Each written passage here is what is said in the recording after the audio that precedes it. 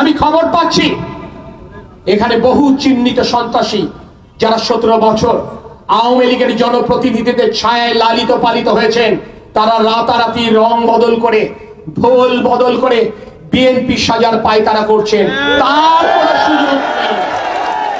তার কোনো সুযোগ নেই।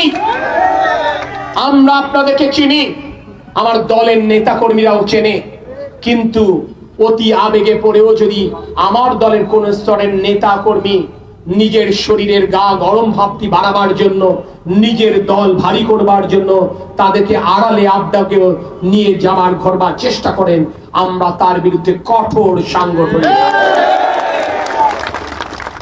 সনাতন ধর্মাবলম্বী মা বোনদের উদ্দেশ্যে বলছি, এখানে ব্যবসায়ী সমিতির প্রতিনিধিবর্গ উপস্থিত আছেন। আমরা দিন রাত পরিশ্রম করছি। এরপরেও যদি মনে করেন আমার দলের কোন স্তরের নেতা কর্মীর দ্বারা আপনি কোনোভাবে আক্রান্ত হচ্ছেন, আমি বিশ্বাস করি আমার মোবাইল নাম্বারটি আপনাদের অনেকের কাছেই রয়েছে।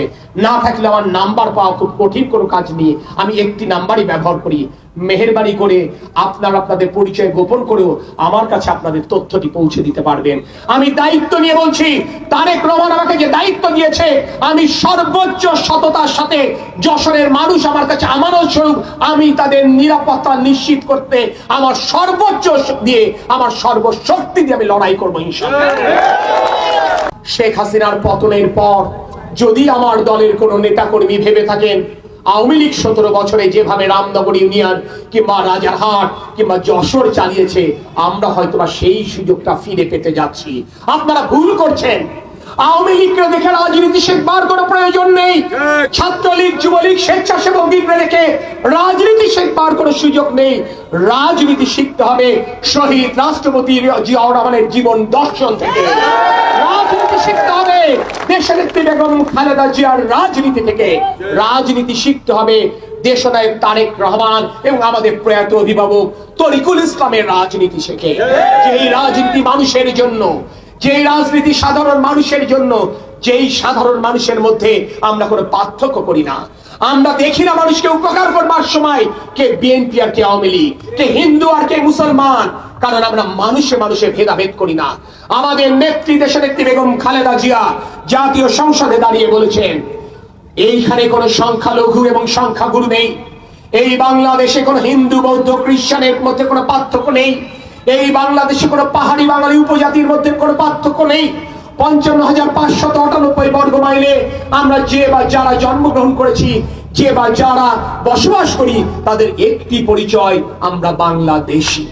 তাই এখানে উপস্থিত সনাতন ধর্মাবলম্বী মা বোনদের উদ্দেশ্যে আমরা বলতে চাই, আপনারা নিজেদেরকে দুর্বল ভাববেন না।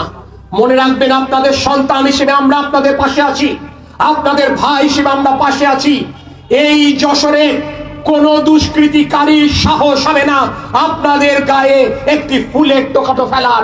তার আগে আমার দলের নেতা কর্মীরা বুক পেতে দেবে আপনাদের সুরক্ষা। আমরা বারংবার বলেছি, শেখ হাসিনা সাধারণ কোন শাসক নয়। শেখ হাসিনাকে যদি স্বৈর শাসক বলা হয় তাহলে সংজ্ঞা ভুল হবে। শেখ হাসিনাকে যদি এক নায়কতান্ত্রিক বলা হয় তাহলে এক নায়কতান্ত্রিক যারা ছিলেন সারা বিশ্বে তারা লজ্জা পাবেন। শেখ হাসিনা ফ্যাসিস্ট, শেখ হাসিনা হিটলার, মুসলিনকে হার মানিয়েছে। তাই শেখ হাসিনার পতন কোন একক রাজনৈতিক দলের পক্ষে সম্ভব নয়। সকল রাজনৈতিক দলকে একাট্টা হতে হবে। আমাদের আহ্বানে সাড়া দিয়ে 42টি রাজনৈতিক দল শেখ হাসিনার পতন দাবিতে রাজপথে নেমে এসেছিল। আমরা তারপরেও বলেছি, শুধু রাজনৈতিক দলের আন্দোলনের মাধ্যমে শেখ হাসিনার মতো একটি ফ্যাসিস্টের পতন ঘটানো সম্ভব নয়। গণ অভ্যুত্থান প্রয়োজন। যে গণ অভ্যুত্থানের রচনা করবে ছাত্র, যে গণ অভ্যুত্থানের রচনা করবে শ্রমিক, কৃষক, সকল শ্রেণী পেশার মানুষ, সাংস্কৃতিক কর্মী, আইনজীবী, শিক্ষক, চিকিৎসক, কেউ বাকি থাকবে না। যখন সবাই মিলে চাইবে তখনই গণ অভ্যুত্থান সূচিত হবে এবং সেই গণ অভ্যুত্থানের মাধ্যমে ফ্যাসিস্ট সরকারের পতন ঘটবে। আমাদের সন্তানেরা, আমাদের ছোট ভাইরা মেধার ভিত্তিতে চাকরির জন্য দাবি করেছিল। এই কথাটা আমরা বারংবার বলেছি, বাংলাদেশে মেধার ভিত্তিতে কোনো চাকরি হয় না। 56% কোটার মাধ্যমে চাকরি হয়। বাদ বাকি 44% চাকরি পেতে গেলেও আপনাকে আওয়ামী পরিবারের সন্তান হতে হবে। শুধু আওয়ামী পরিবারের সন্তান হলেও আপনি চাকরি পাবেন না, আপনাকে ন্যূনতম 30 থেকে 50 লক্ষ টাকা যদি ঘুষ দিতে পারেন আওয়ামী লীগের নেতা, এমপি, মন্ত্রী, আতিপাতি নেতাকে, তাহলেই আপনি চাকরি চিন্তা করতে পারেন। সেই কথাটি ছাত্ররা বলা শুরু করলেন, মেধার ভিত্তিতে আমরা কর্মক্ষেত্র চাই। তাদেরকে নিরীহ কর্মসূচি, তাদের শান্তিপূর্ণ কর্মসূচিকে উপহাস করলেন শেখ হাসিনা আমাদের সন্তানদেরকে রাজাকার উপাধি দিয়ে। এই হচ্ছে আওয়ামী লীগ।